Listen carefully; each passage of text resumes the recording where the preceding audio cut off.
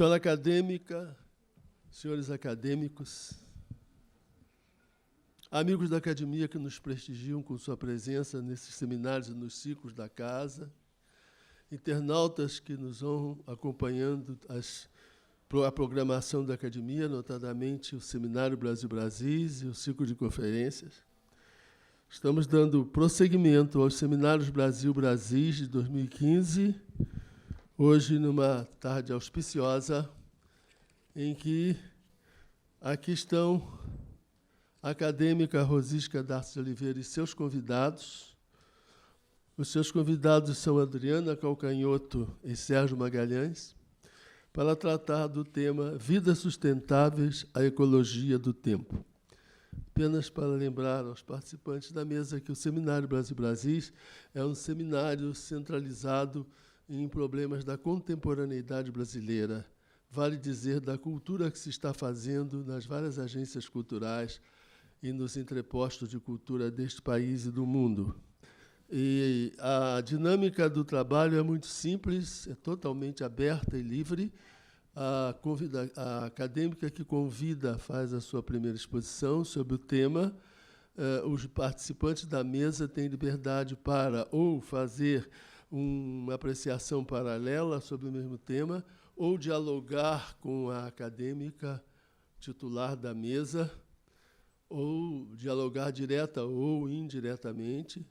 Em síntese, a liberdade plena de coparticipação no seminário fica a critério de Rosisca, da Adriana e do Sérgio, a dinâmica que eles conferirão ao tema. Ao coordenador da mesa cabe o prazer de apresentá-los e de se transformar aqui num assessor de Cronos, ou seja, num garantidor da ditadura de Cronos.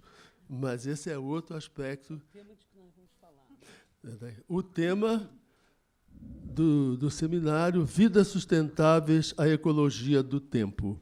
Para dar início à participação no seminário, falará a acadêmica Rosisca Darcy de Oliveira, e eu tenho o prazer de reiterar que Rosisca é escritora e ensaísta. É bacharel em Direito pela PUC do Rio de Janeiro, começou uma carreira jornalística na revista Visão, no Jornal do Brasil e na TV Globo, interrompida pelo exílio imposto pela ditadura militar.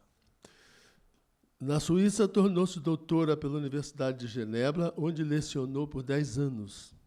De volta ao Brasil, implantou no Rio de Janeiro o Instituto de Ação Cultural que fundara na Suíça. Integrou a delegação brasileira à Conferência Mundial sobre População no Cairo e cochefiou a delegação à Conferência Mundial sobre a Mulher em Beijing. No governo federal, Rosisca presidiu o Conselho Nacional dos Direitos da Mulher. Em 1996, fundou o Centro de Liderança da Mulher, de que é presidente.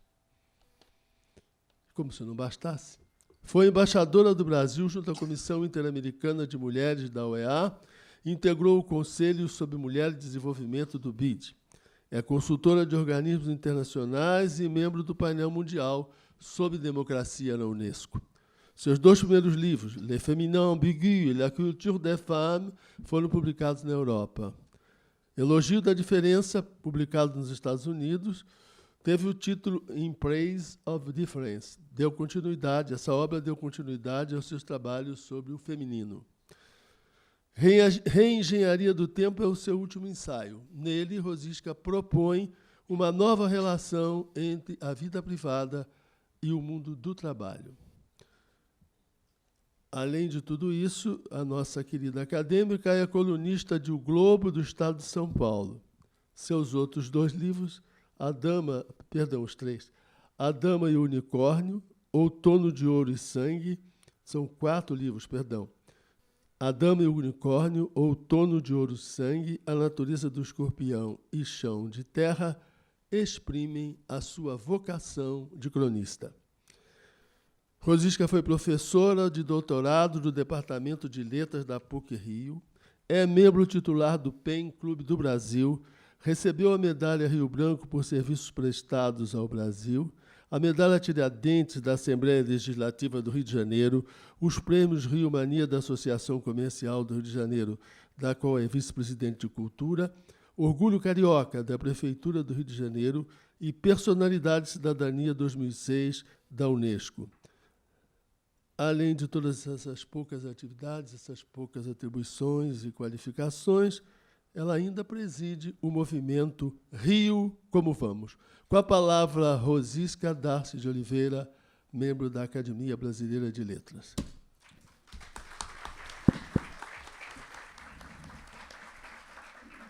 Muito obrigada, acadêmico Domício França Filho, secretário-geral da Academia.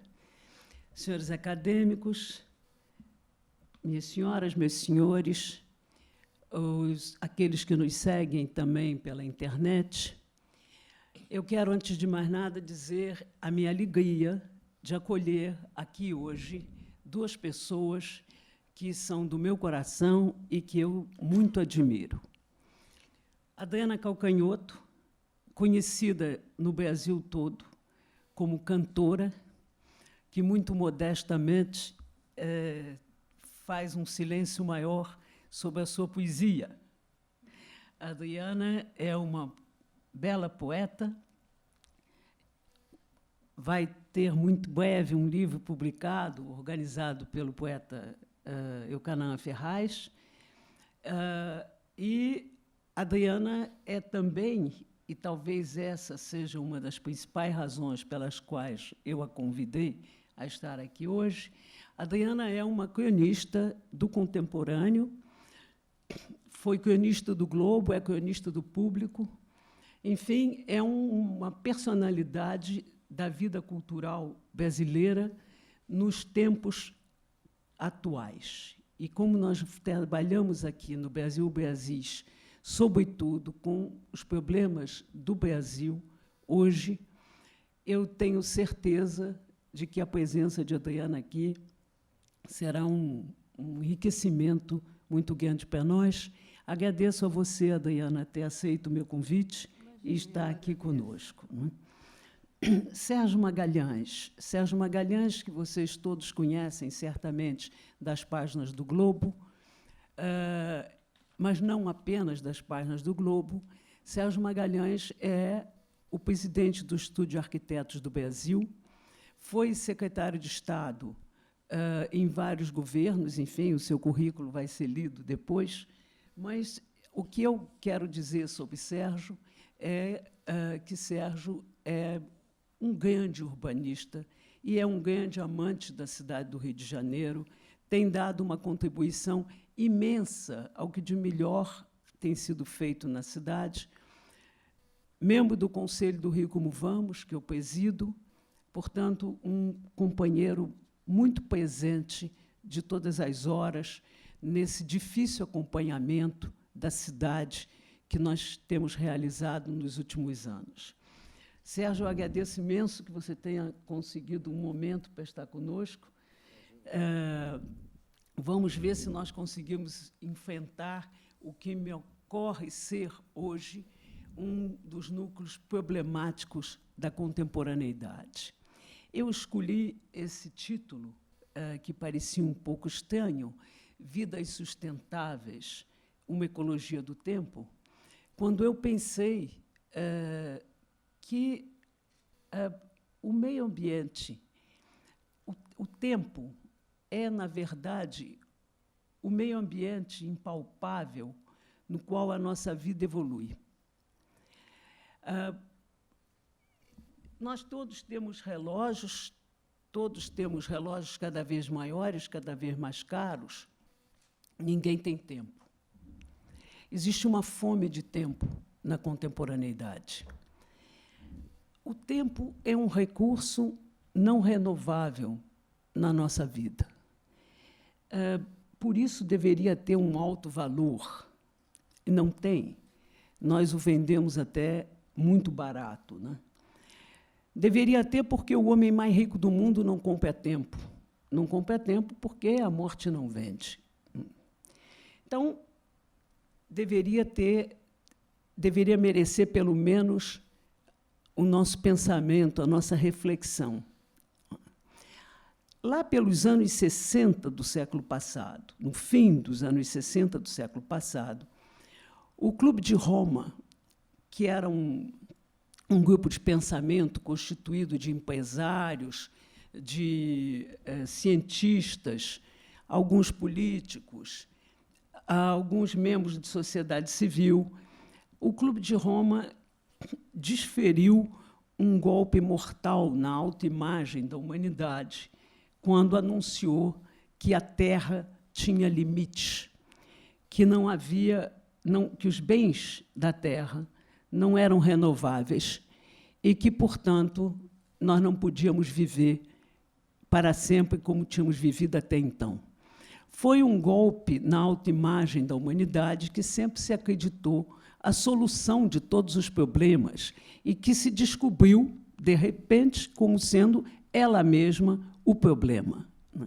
Essa é interessante porque, pouco a pouco, essa ideia, que era uma ideia bastante sofisticada para a época, foi evoluindo e foi entrando numa consciência pública e as questões ecológicas começaram a ser debatidas, os desequilíbrios, tornou-se uma questão central na vida dos países, na vida das empresas, evoluiu-se fatalmente para conferências mundiais que discutiam o destino da Terra, uma delas realizada aqui no Rio de Janeiro, a ECO 92. Enfim, a questão ecológica parecia ter ganho os espíritos. Mas, curiosamente, não entrou esta noção de limite na vida de cada um. Quer dizer, ninguém se perguntou quais são os nossos limites, os limites da nossa vida, os limites das nossas energias. E talvez não tenhamos percebido o quanto estamos vivendo vidas insustentáveis. Ora, eu não creio que nós tenhamos dado a nós mesmos um tratamento diferente daquele que nós damos à natureza. Ou seja, no marco da predação, no marco de uma certa ingenuidade, essa ingenuidade que é como acreditar numa forma de imortalidade, quer dizer, somos imortais, tudo podemos, viveremos para sempre com todos os recursos. Não somos e assim não será. Apesar disso, consumimos múltiplas vidas ao longo das 24 horas e hoje em dia o presente transborda no amanhã, o presente transborda no futuro, cada dia transborda no amanhã. Esses mecanismos de múltiplas vidas, que são uma forma a mais de consumo, é que vão tornando justamente o cotidiano insustentável. Estabelece-se um modo de vida, e eu fiquei pensando como é interessante que os modos de vida eles se estabelecem sem que nenhuma mente diabólica os invente ou os imponham a nós. Começa-se a viver, todos começam a viver de uma mesma maneira, sem que se saiba exatamente por quê. Estabelece-se um modo de vida. Ora, na verdade, esse modo de vida é uma espécie de emergência, tem a natureza de uma emergência. Quer dizer, ele vem à luz como reflexo de um conjunto de fatores que são aparentemente separados, mas que, na verdade, interagem para provocar as consequências que não são queridas por ninguém, mas são aceitas. Eu creio que, com a questão do uso do tempo, foi isso que se passou e é isso que se passa. E, pelo menos, 3 vetores do cotidiano, interagindo entre si, poderiam ter provocado esse estilo de vida insustentável que nós estamos vivendo hoje. Eu acho que esses 3 vetores são a vida privada, a vida profissional e a cidade, que se dá como uma espécie de cenário, que nós pensamos que é um cenário onde tudo isso se passa, mas que, na verdade, tem vida própria. Então, na vida privada, no mundo do trabalho, na vida profissional e nas cidades, as transformações foram de tal ordem nesses últimos tempos, que essas transformações foram tornando esses vetores praticamente desconhecidos e os agenciando entre si e provocando aquilo que nós chamamos hoje o mundo contemporâneo, não é? Se eu começasse pelo vetor da vida privada, onde, apesar de termos vidas cada vez mais longas, as horas parecem cada vez mais curtas, né? Apesar de um tempo subjetivo, em que existe a ilusão de que o tempo não passa, mas o café esfria, as rugas aparecem, os cabelos ficam brancos, né? Apesar de tudo isso, na vida privada, continua a se fazer de conta, a se proceder como se nós estivéssemos vivendo no século passado. E não estamos mais. Houve, dentro das famílias, transformações absolutamente radicais. Aquela família, pai, mãe, filhos, morando debaixo de um mesmo teto, hoje ela é ultrapassada por uma multiplicidade de formas de família que não se parecem nada com as das gerações anteriores.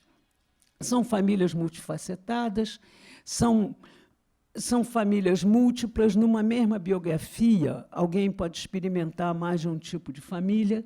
São famílias monoparentais, às vezes homoafetivas, em outros momentos. Enfim, essas famílias mudaram a relação com as responsabilidades dentro de casa e mudaram, portanto, a relação com o uso do tempo.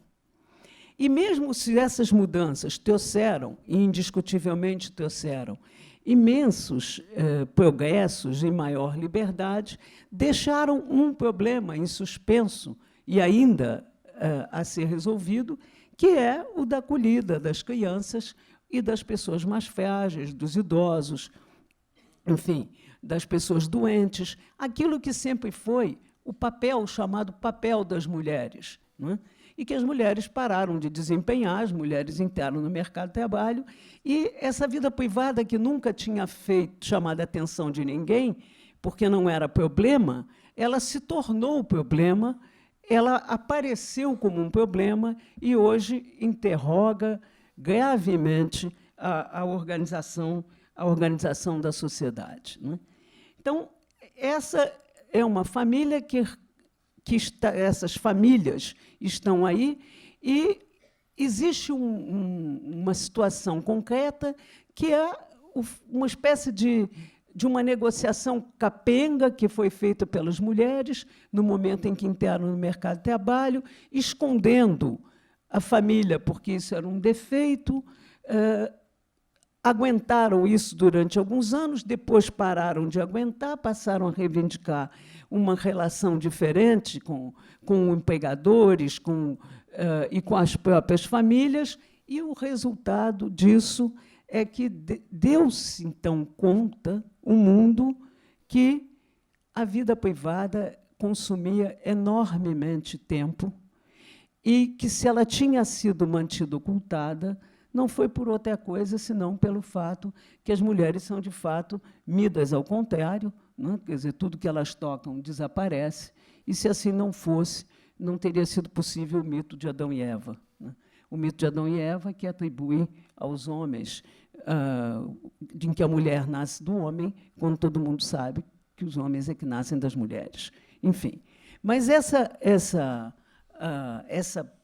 divagação que eu fiz aqui sobre a família foi simplesmente para mostrar que, pela primeira vez, quer dizer, ao longo do fim do século XX, começo do século XXI, a vida privada começa a interrogar o mundo do trabalho, a interagir com o mundo do trabalho, a colocar reivindicações e a pedir transformações no mundo do trabalho, que, por sua vez, já vinha também se transformando, esse mundo do trabalho.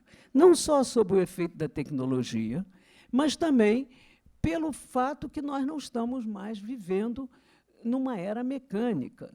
Nós estamos vivendo numa era virtual e que pede transformações pede que se acate essas transformações e que se comece a considerar que o mundo do trabalho também tem que mudar, que ele não pode viver como se nós estivéssemos, está estruturado, como se nós estivéssemos na era mecânica, ou seja, numa fábrica com horário de chegada e saída, batendo ponto, enfim, um anacronismo imenso. Eu imagino que hoje, realmente, uma pessoa que sai de casa, pega um automóvel, vai para o seu lugar de trabalho, para, num computador, escrever um trabalho que poderia ter escrito em casa e enviado por e-mail, está apenas contribuindo para o aumento dos engarrafamentos e mais nada.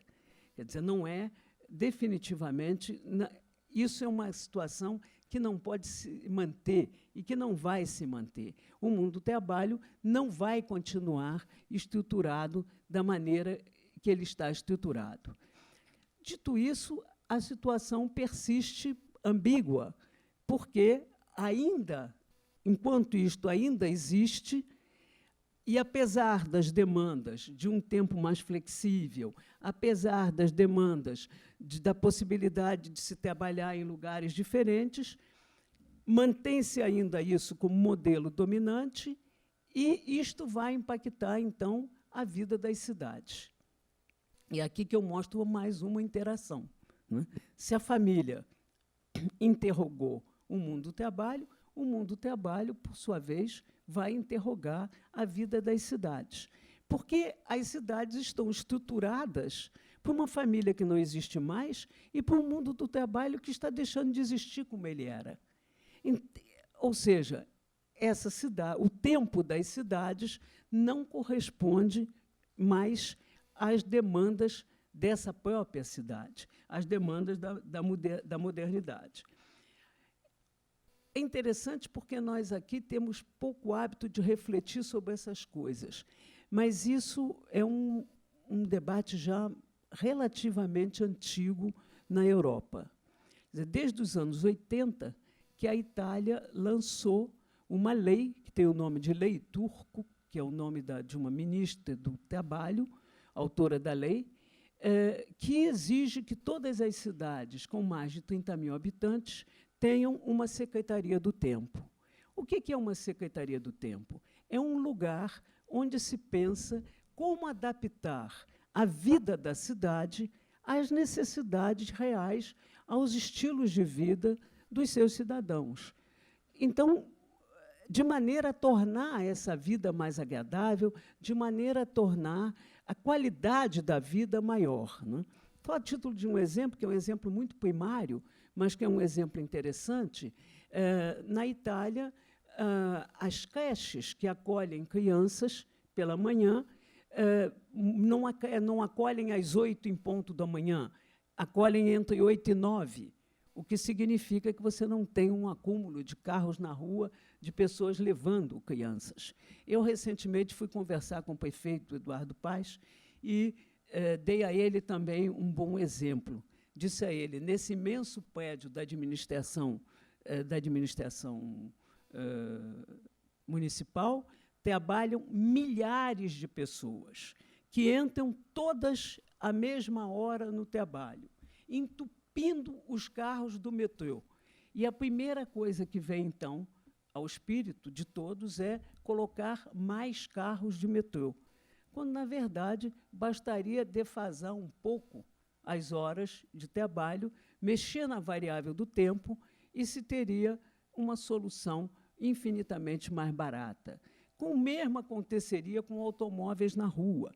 Enfim, há 1000 possibilidades urbanísticas, aí eu vou deixar isso tudo para o Sérgio dizer que eu estou maluca, mas, enfim, haveria muitas possibilidades de transformar esses engarrafamentos de pesadelo em que nós vivemos em uma oportunidade, simplesmente, para pensar em como desfazer os nós do tempo. O que eu estou tentando mostrar a vocês é que, seja porque as famílias mudaram, seja porque, mudando, interrogaram o mundo do trabalho, seja porque o mundo do trabalho também muda responde a essas interrogações e passa a exigir algo de diferente da cidade em que nós todos vivemos. Por conta de tudo isso, um modo de vida tem que mudar. Esse modo de vida tem que buscar ser um modo sustentável.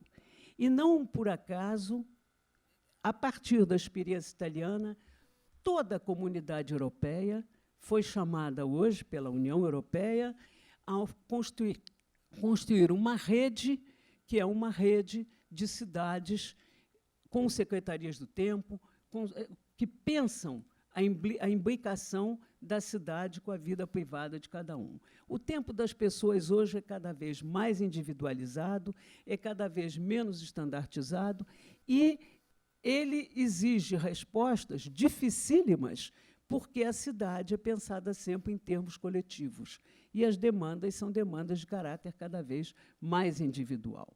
Enfim, são questões que eu estou levantando porque eu acredito que o debate em torno do tempo seja não o que pode parecer um debate sobre como administrar uma cidade, como arranjar uma família, como melhor conseguir uma organização dentro de uma empresa, mas o debate sobre o tempo é fundamentalmente um debate sobre escolhas. Ou seja, que escolhas nós fazemos em relação à maneira como queremos conviver nas nossas vidas amorosas, como nós queremos trabalhar, como queremos escolher onde, como vamos trabalhar, e, finalmente, que cidade nós queremos, uma cidade que seja uma cidade acolhedora, uma cidade em que se possa viver mais ou menos, sempre mais, um pouco mais felizes do que nós estamos vivendo hoje.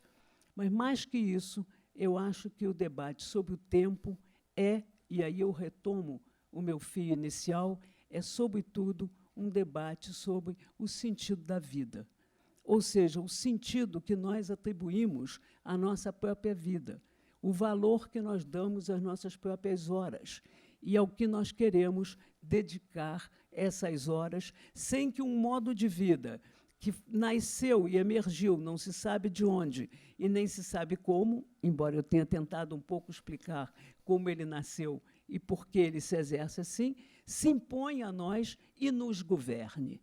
Eu acho que o debate sobre o tempo é fundamentalmente um debate sobre como nós assumirmos o governo das nossas próprias vidas. Queria deixar essas ideias apenas para algum debate aqui entre nós. Muito obrigada.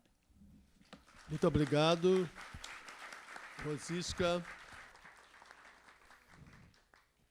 O tema está lançado. A palavra vai para a Adriana Calcanhoto, que já foi apresentada por Rosisca, mas aqui eu não me furto de acrescentar alguns dados necessários e pertinentes. A Adriana iniciou a trajetória artística em meados dos anos de 1980, com apresentações em bares e casas noturnas de sua cidade natal, Porto Alegre. É sempre interessante acompanhar a trajetória de Adriana depois da pré-apresentação de Rosisca, obviamente. Acredito que estou atendendo a uma geral curiosidade de todos que nos acompanham, Adriana, uma vez que você está aqui com a sua moldura, a moldura em que você se insere simbolicamente como ser individual, ser social, né, provoca um certo estranhamento da sua presença numa mesa para discutir tempo e sustentabilidade, ecologia e vida. Por isso eu me permito essa leitura, que era perfeitamente dispensável diante de tudo que você é e da imagem que você construiu. Mas é um prazer dizer que, após uma sequência de temporadas bem-sucedidas no circuito vanguardista de São Paulo, a Adriana foi convidada para cantar no Rio de Janeiro, em fevereiro de 1989. A boa repercussão levou ao primeiro disco, Em Guiço, 1990, que trazia parte de repertório dos shows que a revelaram, e esse disco lhe rendeu o prêmio Sharp de Revelação Feminina. Senhas, de 1992, foi o primeiro álbum concebido e produzido totalmente pela cantora. Já incluía uma leva de composições próprias, como Mentiras e Esquadros. Outra canção dessa lista é Metade, presente em seu trabalho de estúdio posterior, A Fábrica do Poema, 1994, em que ela estabelece parceria com poetas e compositores como Vale Salomão, Péricles Cavalcante, Cid Campos, Arnaldo Antunes. Marítimo foi gravado em 1998, é o primeiro disco com referências explícitas ao mar, referências que vão também aparecer em Maré, em Olhos de Onda, de 2008 e 2014, respectivamente. 2 anos antes, ela teve as músicas Uns Versos e Âmbar, gravadas por Maria Bethânia em álbum batizado pela segunda canção. Depois foi interpretada, como todos nós sabemos, por uma série de artistas, Gal Costa, Ney Matogrosso, Marisa Monte, etc, etc, etc. Nós conhecemos todas essas parcerias, né? A partir de 2004, surge o heterônimo infantil Adriana Partimpim. É curioso, é uma boa curiosidade para você esclarecer, né? Adriana Partimpim, que estreou em disco homônimo, rendeu um show teatral registrado em DVD. Com o projeto, ela recebeu o Grammy Latino na categoria de melhor álbum infantil. O mesmo Partimpim voltaria a aparecer em outros 2 trabalhos, em trabalhos posteriores.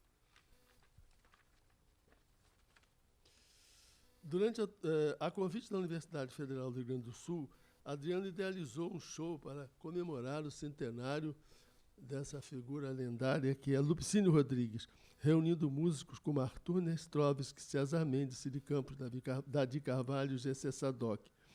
O CD-DVD Loucura, lançado em julho deste ano, é o registro da homenagem. Durante a turnê portuguesa do disco Maré, ela escreveu Sagalusa, o relato de uma viagem. E, em 2011, produz o seu primeiro disco inteiramente autoral, O Micróbio do Samba, cujo título faz alusão a uma expressão do conterrâneo Lupicínio Rodrigues. Isso é o mínimo que eu podia dizer de Adriana Calcanhoto, que, nesse momento, tem a palavra para fazer o que ela quiser a partir do texto de Rosisca d'Arte de Oliveira. Ou do seu próprio texto, como lembrou a Rosisca. Obrigada, boa tarde. É um prazer enorme receber esse convite e estar aqui para conversar. Parece muito estranho, e é estranho. Mas, quando você começou a falar, eu me dei conta de uma coisa. O meu trabalho, ele fala do tempo o tempo todo, né? A minha matéria-prima é o tempo, nas letras, das canções e tudo. Sendo que a música, quando a gente escolhe ouvir música, a gente está escolhendo não ouvir o tempo presente. A gente está fazendo uma escolha de estar ouvindo uma coisa. O refrão pode se repetir e já não é o presente. E eu gosto muito das ideias de John Cage sobre isso, porque ele ouvia o presente. E o presente dele, na esquina do apartamento dele em Nova York, era o trânsito. Ele disse: estou ouvindo o nosso presente, estou ouvindo a humanidade hoje, agora é isso. O que nós somos? Trânsito. É essa conclusão que ele chegou ouvindo o silêncio dele, o silêncio urbano. E essa coisa do tempo, a Rosisca falou muito bem como o endeusamento do trabalho, como o trabalho é uma coisa que inventou tempos que estão anacrônicos, que não se sabe bem de onde é que vieram, porque na Grécia não era assim, alguma coisa foi acontecendo, né, na relação com o tempo. E, em relação ao fato de que os relógios estão ficando cada vez mais precisos, os relógios atômicos e os milissegundos, que têm muita importância hoje em dia na bolsa de valores, vamos dizer, quando você tem um segundo de informação na frente dos outros, você está tendo muito privilégio. Então, este ano, 2015, no dia 31 de junho ou dia 1º de julho, dependendo do fuso horário, o mês teve 1 segundo a mais, porque os relógios são tão precisos que eles não acompanham a Terra, o movimento da Terra não é tão preciso assim. Então, precisa se regular para ficar o mais próximo possível do movimento da Terra, mas não se consegue. Eu acho que isso é um tipo de metáfora dessa coisa que você está dizendo, né, de lidar com o tempo.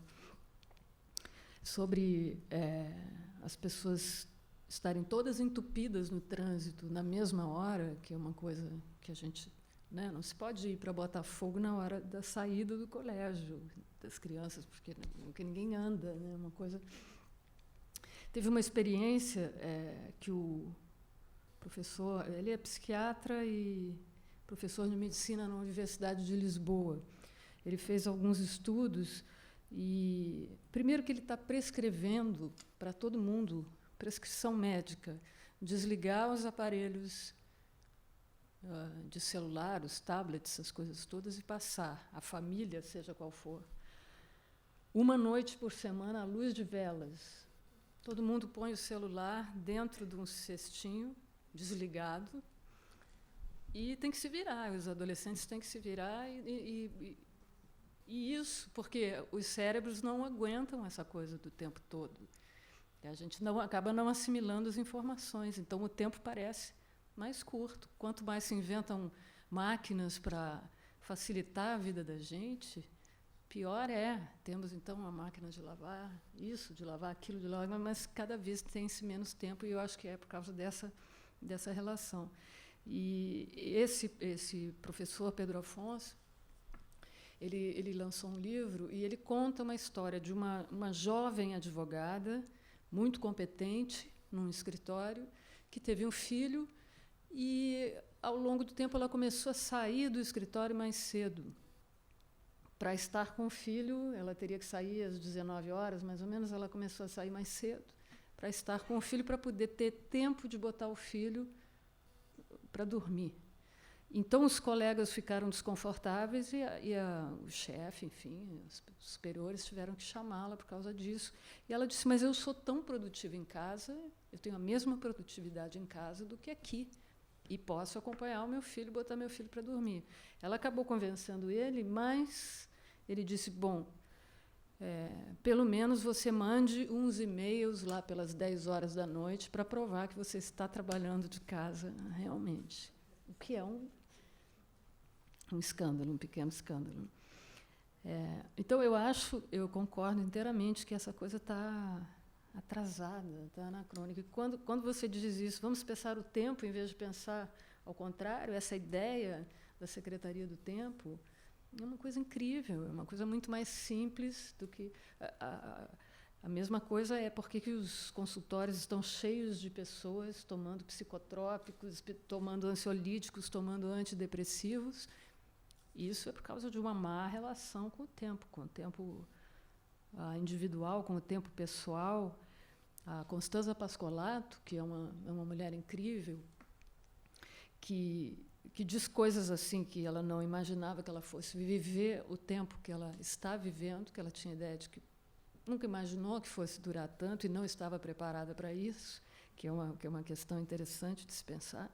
Ela sempre disse nos livros, nos conselhos que ela dá para as mulheres, que é o seguinte: tem uma hora do dia em que você se tranca no banheiro, fecha a porta e deixa as crianças gritando, o marido reclamando, os bichos, os cachorros, os compromissos, e se dê 15 minutos, são seus. Que parece uma coisa um pouco isolada disso tudo, mas que eu acho que quando a gente pensa na relação com o próprio tempo, as coisas melhoram, mas nada nos leva a pensar sobre isso, né? É tudo, na verdade, para ser cumprido de um jeito que o próprio tempo não é. Com essa história da rotação da Terra e tudo, enfim. Eu acho que a conversa é longa, né? Tem muitas variáveis, assim, porque tem a maravilha da tecnologia, as coisas que se pode fazer pela internet, as coisas que se pode pesquisar, onde se pode chegar, mas, ao mesmo tempo, tem um desperdício de qualidade de tempo enorme quando as pessoas ficam ali por estar, né, apenas, e não interagindo, e não conversando olho no olho. Isso tudo, na Reengenharia do Tempo, no livro da acadêmica Rosiska, ela fala muito isso. Quando alguém está numa situação de vida ou morte, numa situação limite, ninguém lembra de ligar para o gerente do banco, para o cara que está cuidando dos investimentos. As pessoas pensam nos seus afetos. Então, eu acho que essa ideia do que realmente importa poderia estar mais próxima, mais presente nesse dia a dia tão maluco, né? É o que eu insisto na questão do sentido da vida. O sentido da vida. É o sentido da vida. Terminou. Não sei se terminei, mas estou aqui pensando alto, porque eu anotei umas coisas que você falou. E acho que terminei, sim. Tem uma coisa que eu lembrei, que na Flip esse ano... Seja à vontade. O Gonçalo Tavares, na fala dele, na Casa Cais, ele disse assim, as pessoas desperdiçam o tempo, nós desperdiçamos o tempo como se nós fôssemos imortais, que não somos. E a própria acadêmica Rosisca disse isso, sendo que, pois é, e nós estamos aqui numa sala cheia de imortais. Alguns pensam que são. Não é de todo verdade. Não, ser imortal é ser dito ou escrito pelo outro.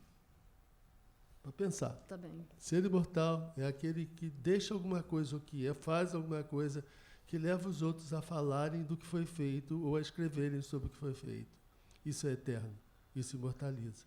Por isso os escritores gozam desse privilégio. Os artistas também.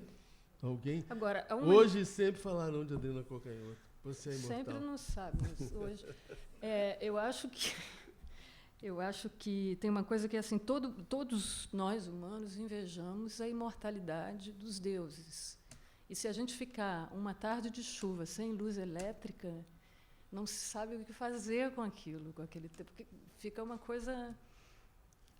por isso que não é tão estranho, eu acho, o fato de eu estar sentada aqui, porque eu penso sobre essas questões o tempo todo, e o meu trabalho se alimenta disso. Eu penso muito nisso porque eu trabalho com música, e música nada mais é do que uma tentativa de apreensão do tempo.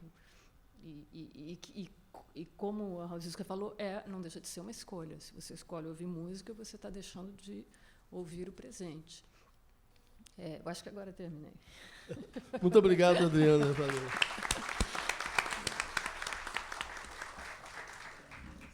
A minha intervenção foi só para quebrar a formalidade da mesa e deixar o Sérgio à vontade. O Sérgio, que nos brindará agora com as suas considerações, é arquiteto, doutor em urbanismo. Ele apresentou aqui umas informações bastante sucintas e modestas. Ele é, possível, sem certeza, nós todos sabemos que ele é mais do que tudo isso, mas é professor do programa de pós-graduação em urbanismo da UFRJ, é presidente do Instituto de Arquitetos do Brasil, como já lembrou a Rosisca na apresentação inicial, tem atividades profissionais em arquitetura e urbanismo e como consultor do Banco Interamericano de Desenvolvimento. Na administração pública foi secretário de Habitação da cidade do Rio de Janeiro, subsecretário de Estado de Desenvolvimento Urbano, secretário de Estado de Projetos Especiais do Rio de Janeiro. Escreve regularmente para o jornal o Globo e para a revista Ciência Hoje, da SBPC. Entre os muitos prêmios recebidos, destacam-se o Prêmio América de Arquitetura, em 2013, Bogotá, Colômbia, o Prêmio Círito Feidei, 2012, de Barcelona, conferido à cidade do Rio de Janeiro pelo trabalho de intervenção nas favelas-bairro, de intervenções favela-bairro, para ser preciso. Tem muitos livros publicados, entre eles A Cidade na Incerteza, Ruptura e Contiguidade em Urbanismo. Favela Bairro, uma outra história da cidade do Rio de Janeiro, em coautoria com o saudoso Luiz Paulo Conde. E um terceiro sobre a cidade, habitação e democracia do Rio de Janeiro. A palavra é sua, Sérgio Rodrigues. Muito obrigado, acadêmico Domício Proença, prezada acadêmica e amiga Rosisca, Darcy de Oliveira, prezados acadêmicos, senhoras, senhores, Adriana, minha companheira aqui de mesa e conterrânea. Fico muito agradecido pelo convite de estar com vocês. E como o desafio proposto pela Rosisca me envolve na questão que é o meu trabalho, cidade, arquitetura, eu vou procurar responder interpretando o desafio da Rosisca. Mas com imagens, até porque o arquiteto mais trabalha com imagens do que com outros elementos. Tem algumas, queria apresentar até aqui, não sei. Mas, basicamente, eu vou comentar sobre o que a Rosisca trouxe na dimensão da cidade, na dimensão do cidadão, em três, que eu chamei três réguas do tempo. A régua do tempo do cidadão pobre na cidade contemporânea, na metrópole. A régua do tempo do cidadão velho na cidade contemporânea e a régua do espaço da cidade com uma categoria essencial de vida sustentável. A cidade existe para que as pessoas se encontrem, para que as pessoas interajam, para que haja o conflito possa ser permanentemente trabalhado. Essa é a razão essencial das cidades, todos sabemos. Mas, de certo modo, também é uma razão que, pouco a pouco, estamos tornando mais frágil, mais esmaecida. Então, esse é a terceira régua que eu gostaria de comentar. Como é que passa aqui?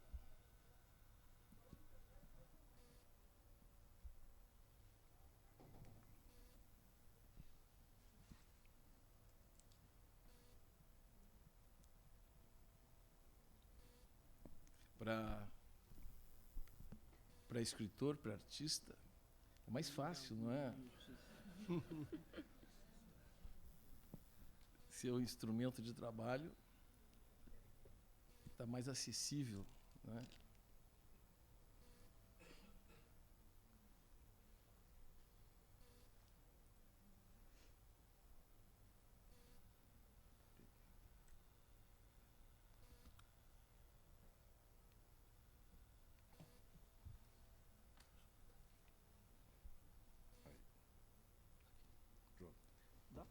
Tá ouvindo? Dá bem para ver aí ou é melhor apagar um pouquinho a luz? Bom, então vou ser bem sucinto e bem rápido. Viu, Rosisca, para dar um tempinho ainda de podermos conversar mais. Essa é uma imagem que eu, de vez em quando, busco e que me parece compatível com o tempo da metrópole contemporânea, muitas vezes. Mas, a rigor, nossa cidade está toda ela estabelecida segundo esse modo de mobilidade, né? No qual, para o cidadão pobre do Rio de Janeiro, representa um ônus adicional muito expressivo. Não vou cansar com números, só vou dizer que, no Rio de Janeiro de hoje, mais de um quarto das pessoas levam mais de 2 horas para o deslocamento rotineiro casa-trabalho e outro tanto trabalho-casa. 4 horas. E, obviamente, isso, num modo de transporte como esse, ônibus, absolutamente incompatível com a dimensão de uma metrópole contemporânea. Então, o tempo do pobre, do cidadão pobre, na cidade contemporânea, especialmente no Rio de Janeiro, é uma categoria especial.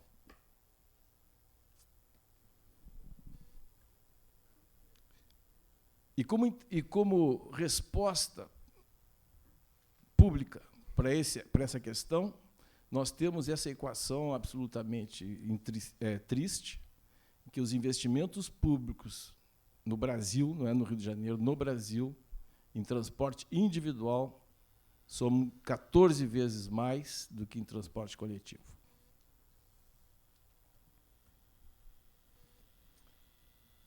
Esta é uma imagem também bastante conhecida. Nós temos no primeiro plano a Rocinha, nós temos ao fundo os edifícios de São Conrado. Entre as duas figuras, nós temos uma expectativa de vida que varia perto de 10 anos. Então, o tempo do cidadão pobre comparando com o tempo do cidadão médio, não rico, médio, no Rio de Janeiro, dá uma expectativa de vida a menos da ordem de 10 anos.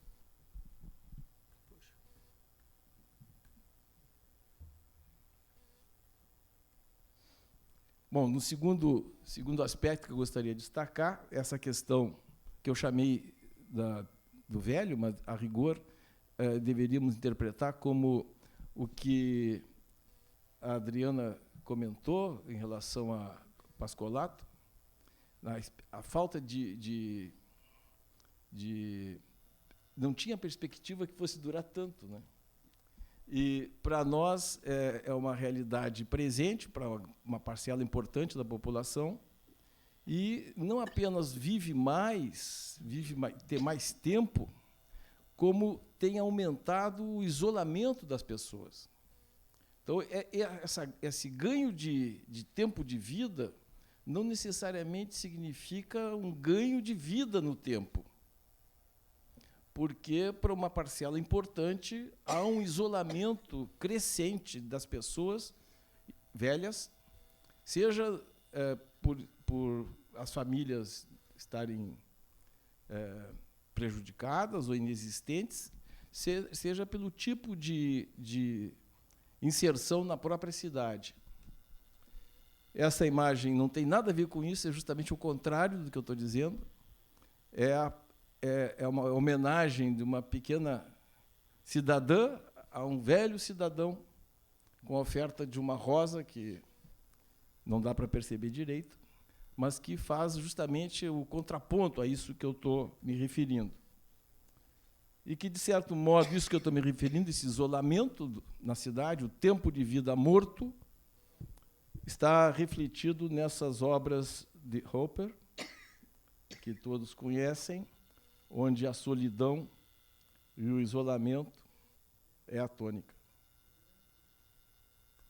Finalmente, o terceiro aspecto que eu gostaria de destacar é a questão do espaço público como lugar do encontro, como lugar do tempo cidadão, e gostaria de reconhecer que o Rio de Janeiro construiu um paradigma importantíssimo para o Brasil, a partir da obra de Pereira Passos, quando abriu a Avenida Beira-Mar, do centro à Zona Sul, e projetou de tal modo que a área do mar, que a praia, fosse um elemento público, coisa que nos outros países que eu tenho notícia não é uma obrigação como passou a ser no Brasil. No Brasil, a praia é pública, é um lugar democrático, é um lugar livre, necessariamente por lei. E o Rio de Janeiro é pioneiro nisso, e não é à toa que tem uma característica especial da vivência desse tempo ao longo da sua história desde o começo do século XX. A vocação para a vida no espaço público, portanto, se desdobra na dimensão política do uso do tempo, e a expressão das grandes manifestações no Rio de Janeiro tem esse vínculo essencial. Essa dimensão política também eu acho que é importante, crítica. Essa eu acho muito boa essa.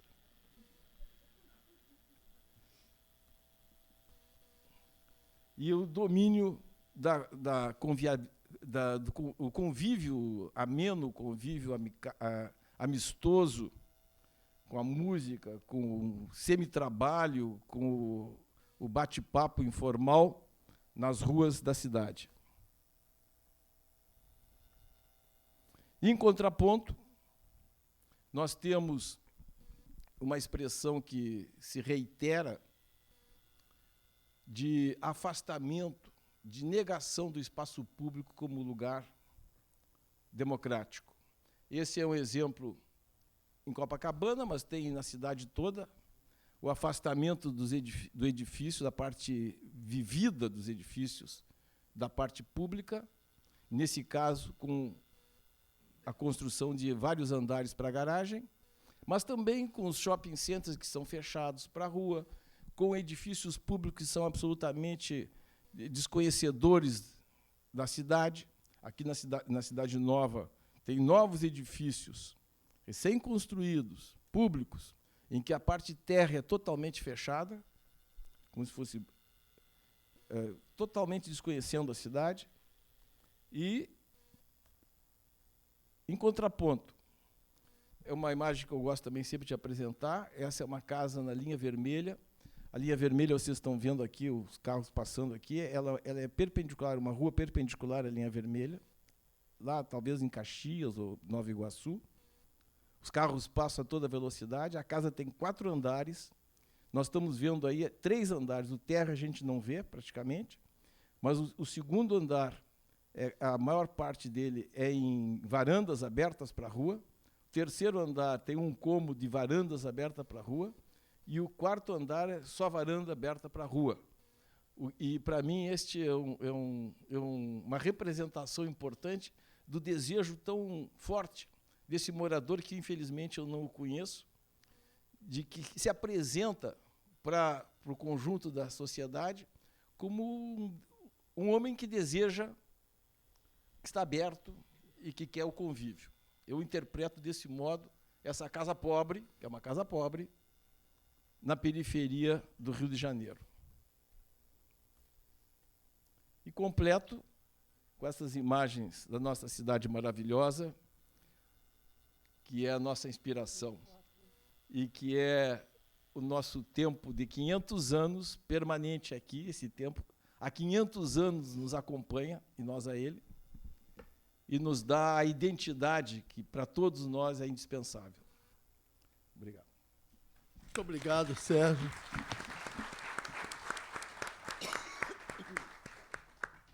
Eu disse que me limitaria a ser o assessor de Cronos, mas diante do que eu ouvi, não posso deixar de fazer uma pequena reflexão, lembrando que Rosisca, Adriana e Sérgio acabam de mobilizar a nossa reflexão, basicamente sobre 2 realidades que interligam e interagem.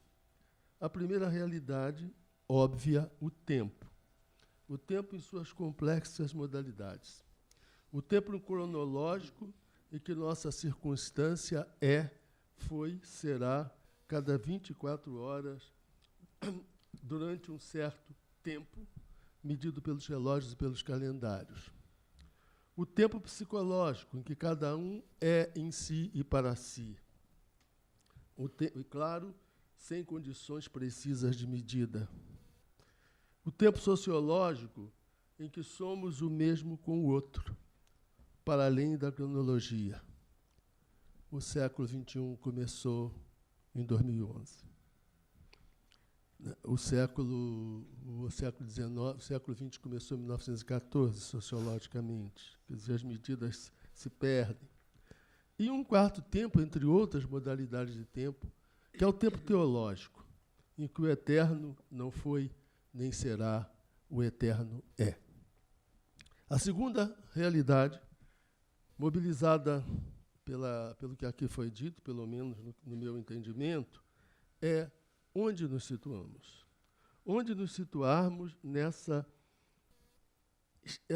eu diria, nessa rede entrecruzada de tempos, como seres individuais, como seres sociais, como seres humanos, como, para os que creem, criaturas de um Criador. A Academia Brasileira de Letras agradece a vocês por este raro convite para pensar em como desatar os nós, como lembrou Rosisca usou a metáfora, como desatar os nós, que escolhas fazer na trama desse traçado, dessas trapaças do tempo que desenham a nossa vida e a nossa circunstância.